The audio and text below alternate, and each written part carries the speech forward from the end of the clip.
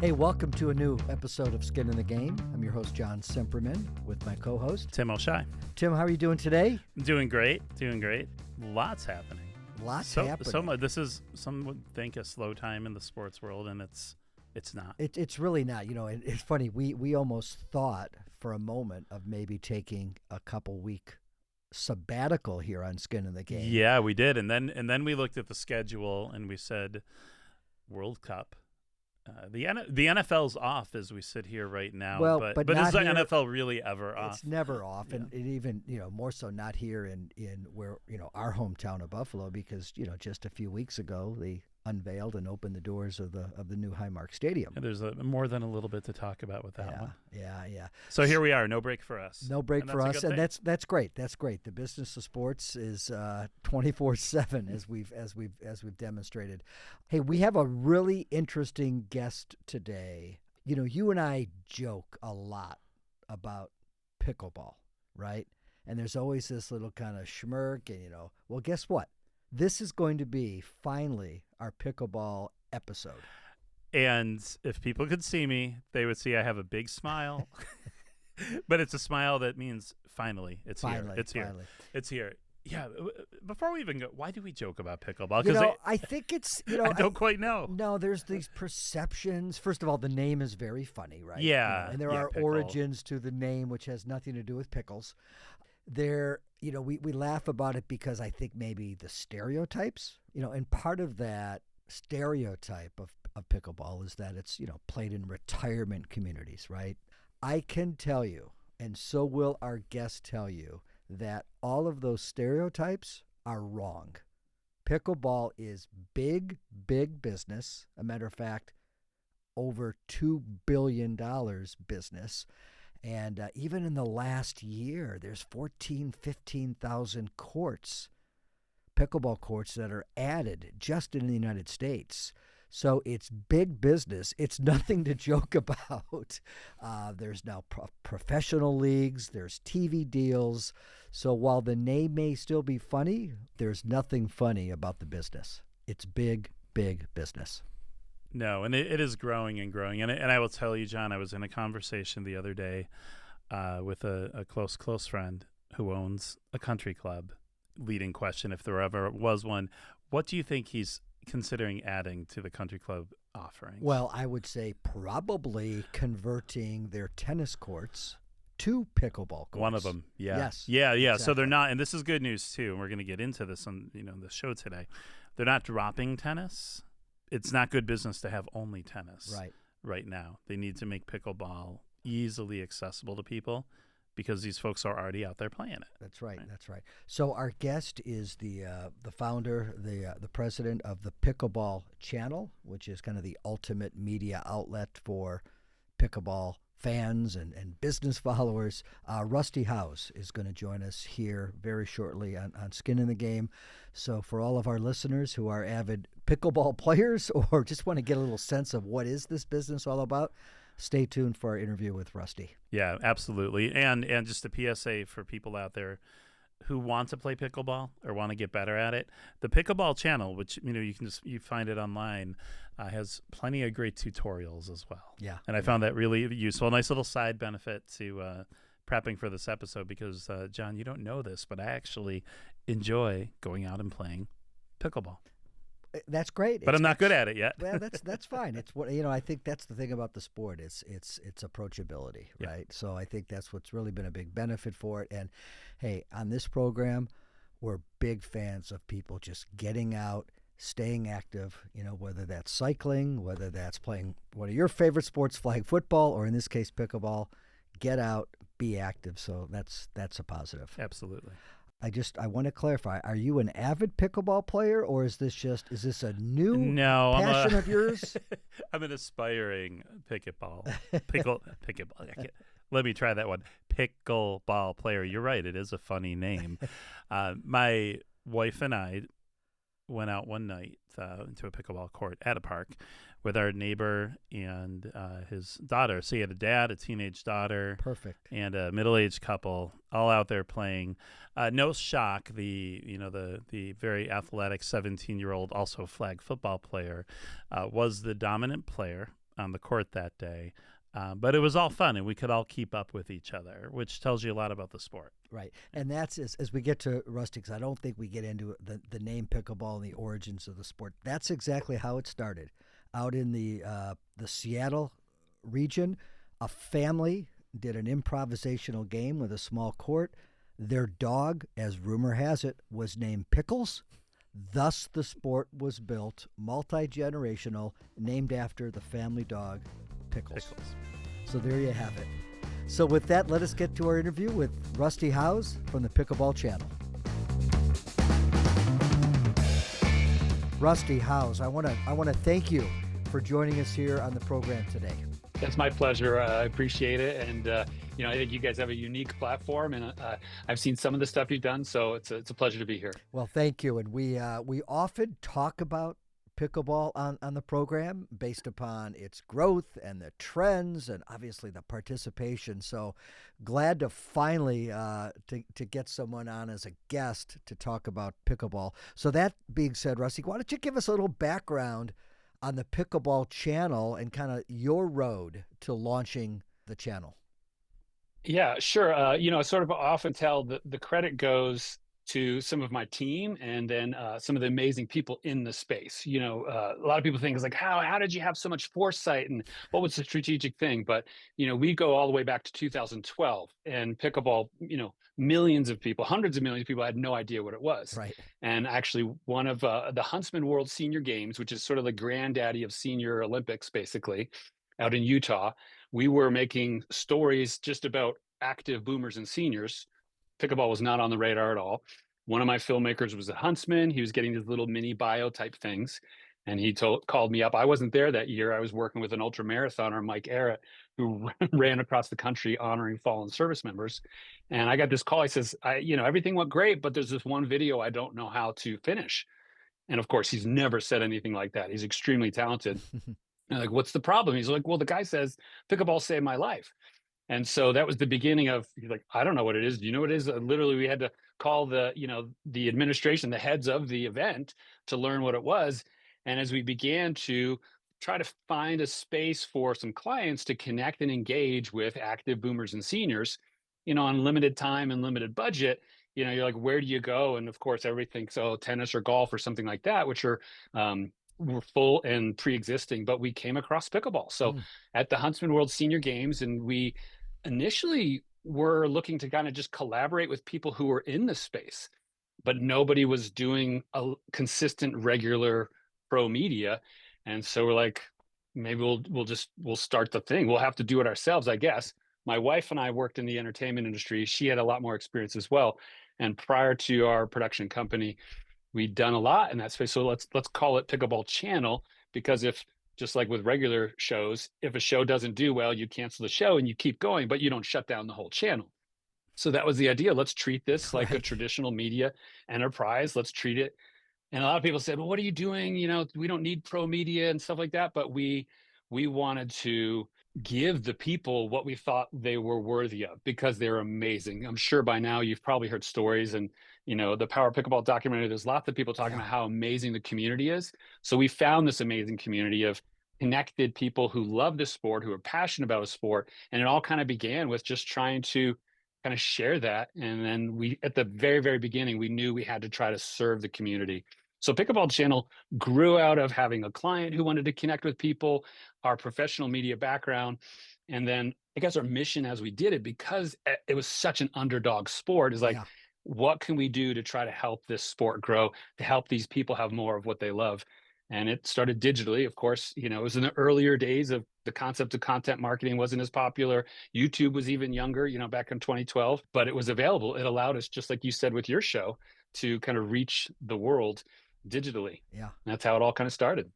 So from a media perspective, right place, at an opportune time, Rusty. But when did you realize, from a pickleball perspective and the popularity of the sport, when did you all sit back and say, oh, wow, like we really did get into this sport at the right time? Yeah, I think there was consistently like, oh, wow moments, initially like, oh, let's set some goals. And again, going back in time, pickleball's grown, it's massive, but we came from mainstream Hollywood, right? We came from Titanic and Spielberg and all that sort of stuff. So anything we were doing was exponentially smaller in comparison. But let's see if we can get 100,000 views in 12 months. You look at how big we thought it was, but we got like over 200,000, more than we expected. So that was like, oh, wow, what's happening here? But then the exponential curve just kept happening. It was like every month, every event. And so I think it was a progressive, oh, wow. But a couple years in is when I think we knew what was going to happen. But as I was recently in documentary, I said it happened even faster than we thought. So the curve was always exponential, but it just started going straighter and straighter up. Again, some of the data we'll probably talk about later is, 400 some percent increase over the last 5 years alone. And that's from 2020. Yeah. What we saw from 2012 to 2020 was exponential as well. Yeah, and Rusty, that's how I actually found you. I'm on I believe an American Airlines flight. Kind of got 3 hours to kill, and I pop on the in-flight videos, and there it is. What is it? The Power of Pickleball, and it's Exactly, kind of a full documentary on the history and obviously the growth and some of the trials and tribulations that we'll get into. Yeah, but yeah. I think for our listeners, what I found so interesting is, I like to say pickleball's a 60-year overnight success, right? It's really, so again, sure. give us the kind of the 30,000 foot view, which is, by the way, about how many miles or how many feet I was in the air when I watched this. Kind of the history, exactly. the history of pickleball and its origins Yeah. Yeah, you talk about the film. Bespoke Works did an amazing job. It's even on our flight here. We're like, oh, I wonder if it's still running, and it's weird to sort of see yourself. Yeah, and then of course the people sitting next to you, they're like, is that you? The film was originally going to be sort of a docu-series kind of chronicling some of what you're talking about. Like, oh, let's do a history episode. Let's do a thing on the business. And things were changing so much and so fast that some of the stuff that was shot became kind of old. And so the vision shifted to say, let's do a story that's kind of more evergreen, that really kind of talks about the whole thing. And so that whole thing began in 1965, Bainbridge Island. So a family, the super short version of the history, family looking for something to do. Throughout history, people have made up games, right? I don't know who the first person who made up hide and go seek was, right? So somebody, they grabbed some stuff, they hobbled it together, and they made up this game, and then it evolved. Of course, what are the rules? You change things like that, like the kitchen and the non-volley zone. It evolves and it becomes something. And then there was there was a growth and kind of a plateau, and a governing body got created. The snowbirds was a huge part of it. So a lot of people say stereotypically, old people, which of course is nowhere near the reality today. There's still an insane number of active, vibrant, older 50-plussers playing, but the sport is much bigger than that now. But it sort of grew, and the snowbirds in Arizona and Florida and stuff like that began to kind of still be active, and it grew, and we began to see kind of this exponential tipping point. Some of what we did, we were trying to create, hey, here's a video that an ambassador can take to their Parks and Rec or the city council and say, hey, let me tell you about this really cool sport. And like, here's a professional video. And then the tennis versus pickleball back in the day, there's still some of that, but a lot of the tennis industry has said, holy cow, how can we make money off of this, right? Yeah.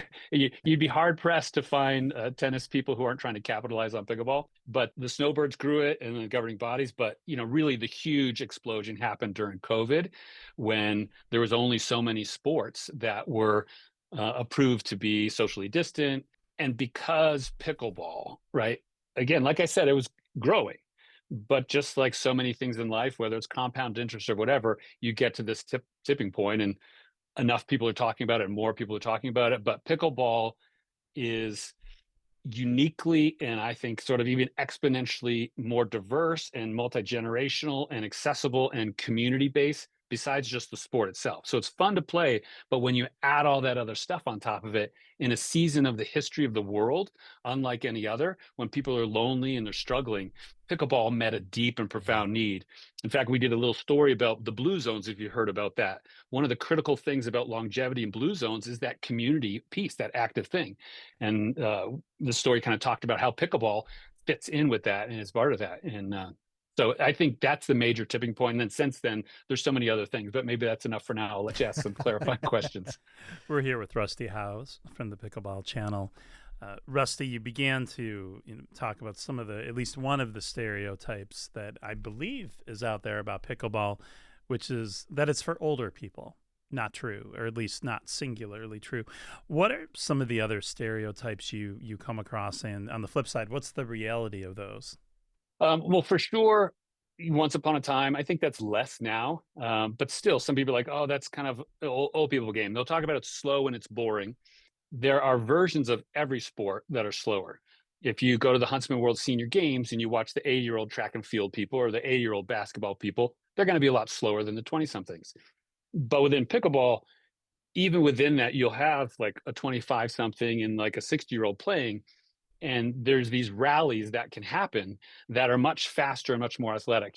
Every once in a while you'll find some young person who went out and tried to play singles pickleball, and actually, they're like, oh my gosh, I'm at like 169, my heart's going through my chest. So the athleticism necessary on a pro level now is very, very high. You have legitimate, as people say, what is a pro athlete?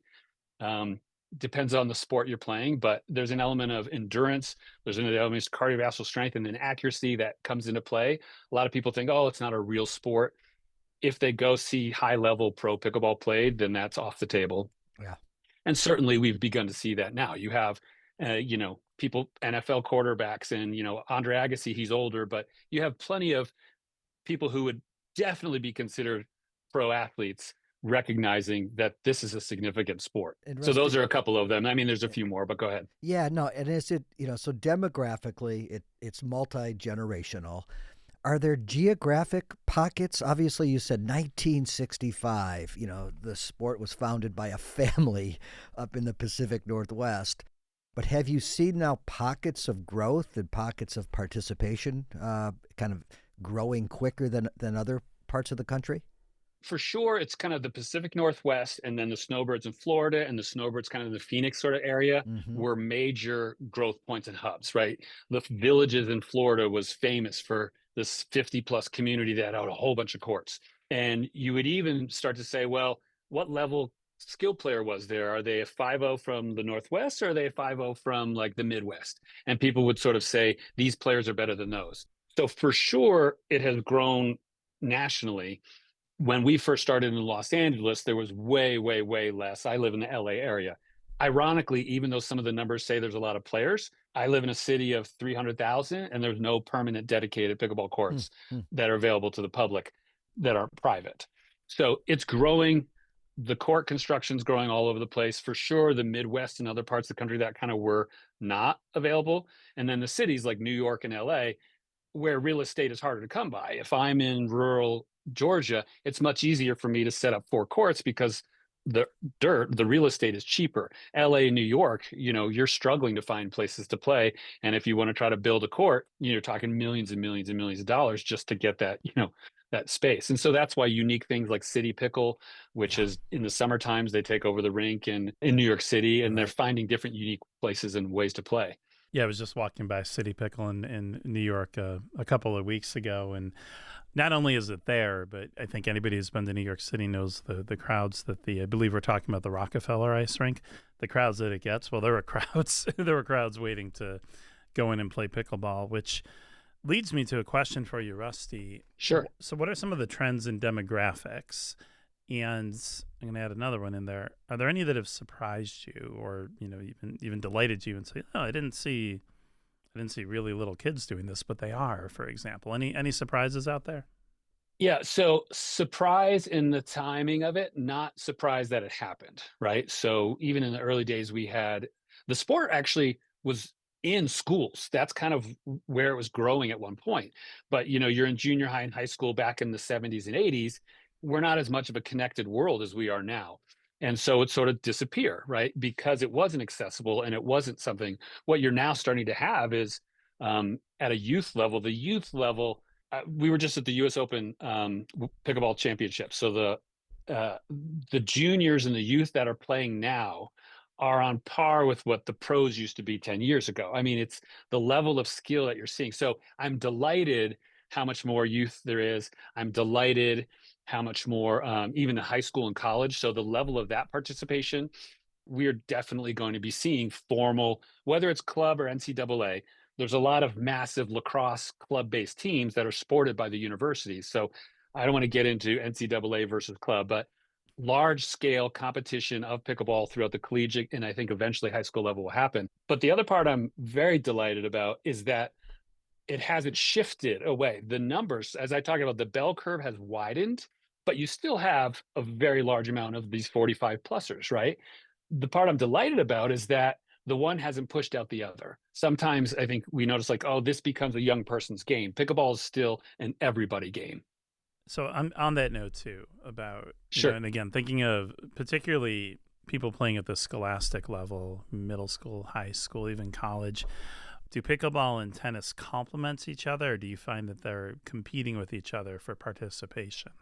Well, it depends on who you talk to. There's certain people who love both tennis and pickleball, and they'll talk about there's benefits to them. You'll hear some people who will talk about, typically that's also a pickleball person. They'll talk about their hand speed is increased up the net because pickleball, when you're so close, you can have these hands battles that you don't really have in tennis. I typically, you're not going to find a tennis only person who's going to talk about the benefits of both. From a revenue standpoint, facilities that have brought in pickleball, we did a story about Bobby Riggs. And so, this is Bobby Riggs. It was tennis only, and Bobby Riggs' little museum was there. And so the owners basically say to the other members, do you want your dues to go up or do you want your dues to, stay? Because pickleball coming in brings additional revenue into these facilities. Now, the tennis people that wanted it not to be crowded, the tennis people that wanted it to be, I think in the documentary, we make reference to people, sometimes the tennis people are like, hey, shut up. Because pickleball is much more of a fun, kind of friendly, party-ish atmosphere. You also have 16 people playing in the same square footage that you'd have four. So purely from a mathematics standpoint, there have been tennis courts that have given way to pickleball courts. Sure. And tennis people, they don't like that.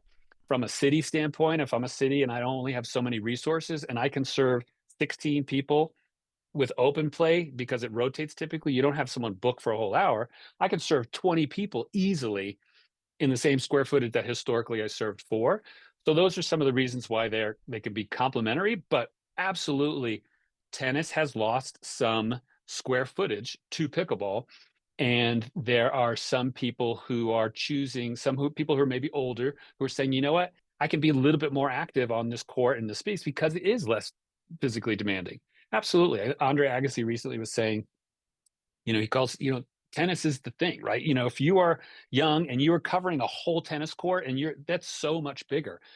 So there are things that are easier to play about pickleball, and that gives accessibility. So some people have left tennis, and sure, I think because of the growth of the pro thing, there's semi-pro tennis players or people who are maybe D1 in college or something like that who are like, I'm going to go into pickleball because I can make my career in pickleball right now better than I could make my career in tennis. So in that way, there's some loss there. Yeah. We're with Rusty Howes, the producer and founder of Pickleball Channel, getting people, young, old, out to play, accessibility, inclusiveness. And I think pickleball checks those boxes. But now, Rusty, it's like now we have private equity and now we have some walls and some borders being put up. What are you seeing? What are you hearing? What are you worried about as the sport continues to grow?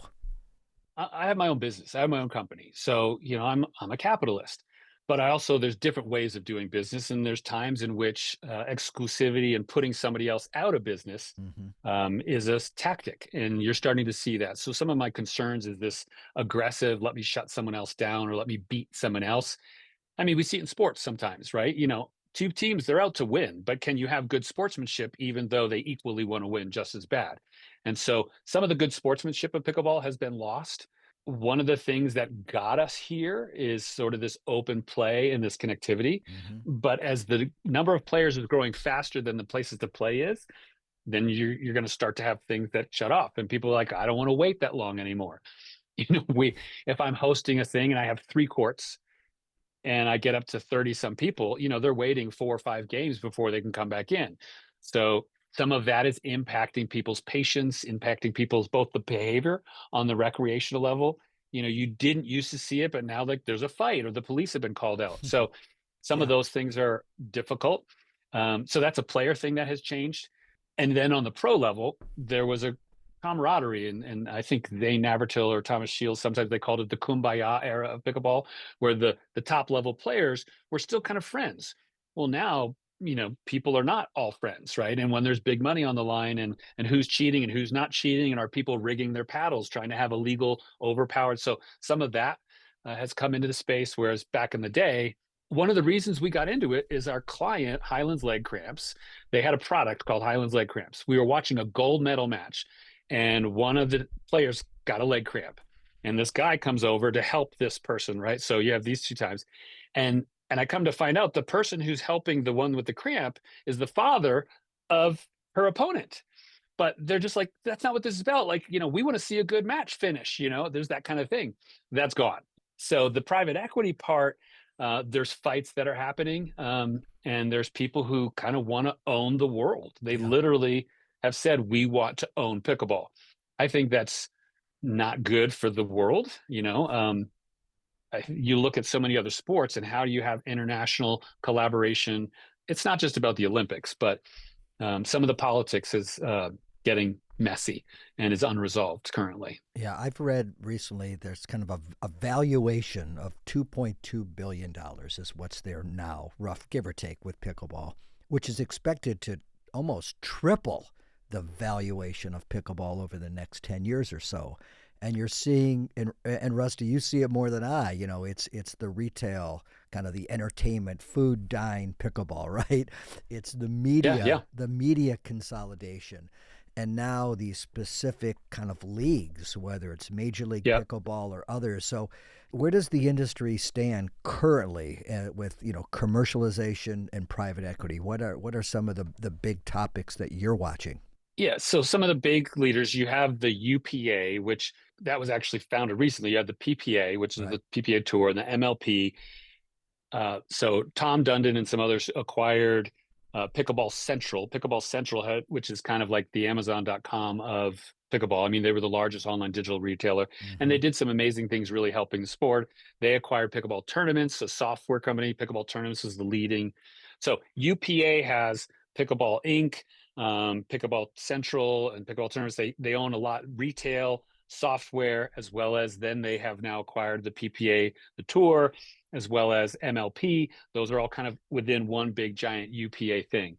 On the other side, the other kind of major tour is the APP, which also has its own tour and players. So at the US Open recently, some of those APP players were playing at the US Open, but the PPA players were not allowed to play at the US Open. So the tournament, the US Open Pickleball Championships, which sort of took pro pickleball to a whole nother level, Ben Johns and all these other people, that's kind of where they kind of got their thing. That was the goal that you wanted.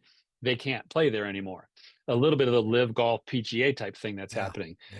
Yeah. There's some of the old school pickleball paddle manufacturers have been acquired as well. So everybody kind of knowing everybody, mom and pop sort of thing, that's gone away. More and more and more and more manufacturing overseas, of course. Once upon a time, people were making paddles here. People are in their living room wrapping handles. You're hard pressed to find that happening now. And by the way, And of course, with the they're expensive go too. ahead. A pickleball racket is not, or I should say, a paddle is not. Paddle, yeah. Yeah, they're So a lot more expensive than you think. yeah, once upon a time, you get a great paddle for, $70. That was like the top of the line, right? So now they're 300 plus. Wow. That's a whole nother conversation, right? It's like people are asking, it's not just me. Other people are like, why are our paddle prices so high? Yeah. We know that it doesn't cost this much. I mean, people know enough. I get emails all the time from companies in China saying, hey, we'll make you a paddle.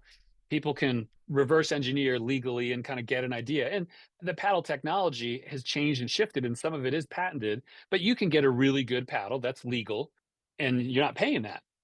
So there's speculation in terms of that. The price of the ball. People are wondering how come that hasn't come down. The business is happening, and people are riding high on some of that, and they're like realizing, wow, equipment, that's that's kind of the easiest point of entry. Any Joe can pretty much start a paddle company, which is problematic in itself, right? But you used to know who the paddle companies are, and that's just like off the charts. There are just so many, happening now. So this seems like a simple question, Rusty, to wrap us up. Yeah. I imagine it might be a loaded question because there is so much going on in the world of pickleball. Yeah. Crystal ball it for us, though. What's next? What should we keep our eye out for in this sport? My hope to keep our eye out for is people somehow figuring out. I mean, at some point, the politics will have to get figured out. I suppose the dust could settle, kind of like boxing. You have two major things, and they never figure it out, and we don't have boxing in the Olympics. For sure, crystal ball, more and more youth in high school. So you'll see that growing. It's already happening, and you'll have formal youth type pickleball stuff versus just recreational fun. My hope is just like with DVDs and many other things, is that the market's price points will sort of level out, and Joe Schmo will be able to get a really good $70 paddle and not feel like, oh, that's a crappy one that doesn't count. But that'll be interesting, right? People are even talking about, the manufacturers saying, hey, okay, nobody can pay less than this to try to keep the prices high.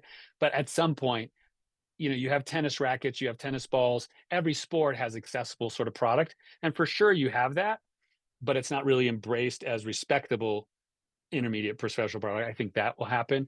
You're going to have more businesses popping up in relation to it. So you talked about the entertainment. Pickleball Right. will become more of a part of culture rather than just a fringe thing, if that makes sense, right? It's people talk about basketball and soccer and different things like that. It's just something everybody kind of knows about. So it's sort of normalized to a certain extent. Pickleball still has a little bit of that. Yeah, I heard about that thing. So that will have both pros and cons to it, if that makes sense. For sure, there's going to be more things that are built, but you're also going to have some of these pickleball businesses going out of business because we're old enough to remember the internet boom, right? And so I remember pop.com and all these things. I worked in Hollywood, just like all these, it's just easy money. But then some of them, fall aside because it's harder to have a long-term reputable business than people think. So Yeah. those are just a few things perhaps, and we'll see how right or wrong I Yeah. am. It's interesting, Rusty, you bring that up because a lot of the articles I read is at times people thought pickleball was a trend. Think about CrossFit, right? CrossFit was the hottest thing, and then the bubble kind of burst. And what I'm though hearing and believing, and you can verify this, is pickleball is not a trendy thing. We really think it's here to stay.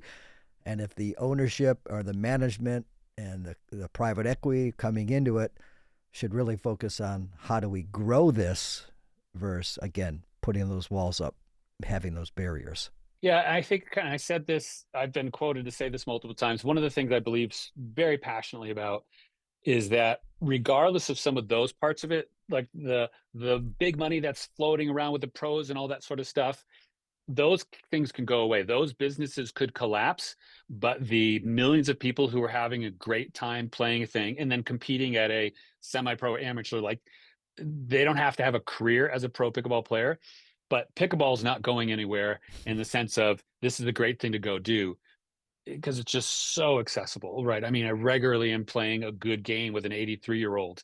There's no other sport that I can do that. My heart rate's up, his heart rate's up. I'm not in the best shape in the world, but I'm not horrible. And so to have that, to have literally teens, 20s, 30s, you can have 4 generations playing at one time a legitimate game, and you pretty much can't do that anywhere else. That's independent of the politics, that's independent of the pros and the tours and things like that. So that core, that base, which is part of why the people are so excited to invest in it, the foundation, the player base, the number of people who aren't just fans but actual participants is off the charts. Rusty, that's a great way to wrap things up because I believe everything you just said, the multi-generational aspects of pickleball, right? The community aspects were really is what founded the sport in 1965 Yeah. in a backyard of a family who was looking for ways to come together. And that's hopefully Yeah. we can keep that vision alive, which was the intended part of the sport in the first place. Yeah, and what an origin story. Rusty, we really appreciate you coming on Skin in the Game to, not only tell us the story of pickleball, but where it's headed, and I don't know about you, John, but learn a whole lot more about what's going on inside this sport. So thank you. Yeah, and I think if any of our listeners want more of the story in the background, what is it, Rusty? The Power of Pickleball was the documentary that they should. Yeah, the documentary, The Power of Pickleball, that's on Amazon, iTunes. It's on Documentary Plus, or on pretty much every airline. So if you're on a plane, and then you have the governing body, USA Pickleball Channel. There's so many resources. If you Google pickleball, it's all over the place nowadays. Yeah. Well, thank you. But I appreciate it. Thank you so much. Yeah, it's been a pleasure. No, keep up the great work and continue to grow the game. And thank you for joining us here on Skin in the Game. Thank you very much. Thank you, Rusty. Tim, I think we found one person that truly is an expert on all pickleball. And glad we did. It took a while. It did. We've been talking. Not that they're not out there, by the way. We talk a lot about pickleball, and sometimes we kind of do it in jest or we laugh about it. We shouldn't be laughing about it. When you say we, do you mean you and me, or do you mean culture in general? I think culture in general. I was going to say, I don't think we've ripped on pickleball. No, we don't rip on it. But I hear people do it. People do. And you know something? It's a growing business. We always give accolades to, flag football and women's sport, which we should. But pickleball is growing as much as any other sport as far as participation, as far as equipment and retail sales. So I'm really glad we had the conversation with Rusty. Yeah, me too. And John, I'm sitting here thinking about different racket sports and racquetball, badminton, tennis, of course. And by the way, it's great you brought up racquetball had a day. Yeah, it did, and that's where I'm going with this. And we both been around a few decades here. I think you have just a touch, and it really is just a touch on me. But we were there for these days. We were there for these days, and I remember the racquetball days. And so there's part of me that's wondered is pickleball going to fade the way racquetball did, or is it here to stay? Yeah. And this conversation's making me think pickleball's not going anywhere. But what do you think? It's so funny you bring that up, and I'm really going to date myself, and this was more of a Northeast Ohio thing. There were a chain of racquetball bars. We talk about entertainment, right? How now there's, entertainment about Top Golf and now pickleball. Tim, you're going to laugh. The name of this franchise was Harvey Wallbangers. Oh, I remember. Do you I'm really? going to date myself, too. I think I was a little young to go, but I remember there being a Harvey Wallbangers. It had four or six racquetball courts, lounge, bar. It was before its time, but they were out there. And now today, fast forward, 30, 40 years later, we're seeing places like Pickle and Waffles and these other, pubs where it's restaurant, bar, pickleball. So I think the more things change, the more they are the same. Do I think pickleball is going to go the way of jazzercise and racquetball? Jazzercise. Even the word. You may need to explain that for a lot of people out there. I did not say. I'm sorry, I didn't see that coming as we're talking about pickleball, but it's fair. I can't explain jazzercise, but it was a fashion, I should aerobics say, an aerobics trend to music. I do not think pickleball is going to fall into this category of one-hit wonders, and I think the one of the biggest reasons is, as Rusty alluded to, this sport started in 1965, so it's been around. It has already been generational, and I think as we see more municipal courts, because the sport, here's the thing about the sport, unlike Harvey Wallbangers or unlike jazzercise, it really is. You keep laughing for our I'm listeners. Sorry, I'm still stuck on jazzercise. Yeah. What I can say is, it is a multi-generational sport. Whether you're 12 years old or 82 years old, you can compete. And also, it doesn't have the barriers that some of these other sports have. Because if you build courts in a municipal area, in a park, Heck, Tim, you can play on a parking lot with a net. So I think that it has some innate qualities when it comes to being approachable that are going to give it the legs to last. Yeah, and the nice thing about pickleball is while it's certainly not an easy sport to do well, it's a relatively easy sport to go out and play and feel like you're functioning, right? And that's where I would differentiate it from tennis. Tennis court is bigger, tennis ball is faster. And tennis courts take up more space. They take You more can get space. 4 pickleball courts into what was formerly a tennis court. And I guess what I would differentiate it is you can play pickleball without taking a lesson. Yeah. You can go out there and you can have a game or 2 or 10 without taking a lesson will help, but you can do it without. Tennis, not that you can't do that with tennis, but there's a lot of people, I'm one of them, who give me a tennis racket, tell me to go out there and actually, play a game, play a match. It would take me a few days, maybe a few weeks to warm it up. So it's nice to see a sport like pickleball being at the top because people really can go out and have fun with it quickly. And if they want to, build on it. And in some cases now build a professional career, which is crazy. Which, can I pause this here? Yes. Which is not, by the way, because I feel like I just ripped on tennis, and I'm not, because that's an incredible sport and a great example of a lifelong sport. What did you make of it when I asked Rusty about, pickleball and tennis, and is pickleball, a good complement to tennis, or is it a competitor? And he said, well, they depend who you're talking to. Yeah.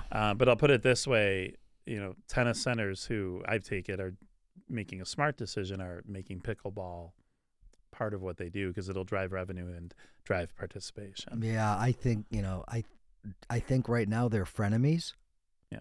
Because, I think that if you can make facilities that can cater to both groups, there's kind of a ladder, you can maybe go between both sports. I think where you're seeing the competitive nature, and this will get us to the conversation on what we're seeing at a municipal level, I'm sure the USTA does not like seeing tennis courts being retaped and reconfigured for pickleball, because then you are losing that grassroots participation. We're sitting here because we're pro sports, and we're always talking about how do you get more youth involved in sports? How do you get people involved in sports so when you're in your 50s, 60s, 70s, 80s, 90s, you can keep playing? And, tennis is one of those. So that is, I guess that's one takeaway from this conversation that alarms me a little. Is it nothing against pickleball, but is it taking away from a sport that could use as many people and is a great sport for as many people as are willing to play it? Well, the one cloud that is over pickleball, and Rusty from the Pickleball Channel did also allude to this, is money, right? Unfortunately, when there's more money going into it, and some of that is private equity, right? Trying to extract as much money out of the sport as possible, that could be a problem. And, Rusty did allude to the fact that equipment cost, the cost of a pickleball racket, has doubled over the last 5 or so years because of consolidation, because of private equity. That's a problem because that's a border or a barrier that gets put up. And the other is, you've got different associations and governing bodies that are now competing. So it's just something to keep in mind. They've got to keep the focus that this is supposed to be a sport for everyone. This is supposed to be a sport that's accessible and fun. And unless you can give me an example, Tim, of where infusion of cash, consolidation, and private equity has ended up in a good thing, I'm going to be a little bit skeptical. I can think of, I can think of some sports companies that have benefited from that, right? And we've talked to some on this show, but not when there's youth players involved, right? And that's a differentiation here because as I think about it, there's some great growing pro leagues out there that have benefited from or could use the capital, sure. Right? That is very, very different from taking something that's intended or at least at its best when it's a game for kids, for families, or youth sports in general. And when private equity, when capitalism comes first for those, it doesn't necessarily make it more available to people. And that's nothing against private equity. That's certainly nothing against capitalism. This is a sports business show. Right. I think we're all about that. Right. Pickleball, and that's something I didn't expect here too. I always thought it was a pretty accessible sport, because you need a racket and a ball and access to a court. And the third thing, if it's available to at a playground, you got it. Right. The first two things don't seem like they should be that pricey. They shouldn't, but again, right. There are a lot of groups trying to capitalize on the popularity. I don't see the popularity shrinking. I continue, even in the communities that I visit or communities I live in, I continue to see the tennis courts or other park areas being converted to pickleball. Which, by the way, that also comes with some challenges because, if you follow the news, you follow the local media, there is noise that's involved with the pickleball racket. They are noisy little rackets. That is true. And there's a lot of residents who do not like being awoken by the sound of a pickleball game at 7 a.m. Has that been you? It hasn't been me. No, you don't live that close. I don't live that close to, but that has been something that has followed. And I think as off the conversation with Rusty, he did mention that there is equipment that can help mitigate that, but it's still something that there's an issue that needs to be addressed. It sounds like that costs some money too. So now all that said, looking here from the Sports and Fitness Industry Association, in 2025, more than 24 million Americans alone played pickleball. That's up from 20 million in 2024. That's right? That's a lot. That's almost a 23% increase in 1 year. Right. And what I've followed a little bit is the international growth is even growing at a bigger rate. So yeah, it's growing, and I'm so glad we finally talked to someone in the business to talk about the business of pickleball. Oh, for sure. Thank you, Rusty Howes, for joining us. And thank you for listening to Skin in the Game. Until next time. Skin in the Game is a production of Buffalo Toronto Public Media. You can catch up with all our episodes on btpm.org or on the Buffalo Toronto Public Media YouTube channel. Thanks for listening.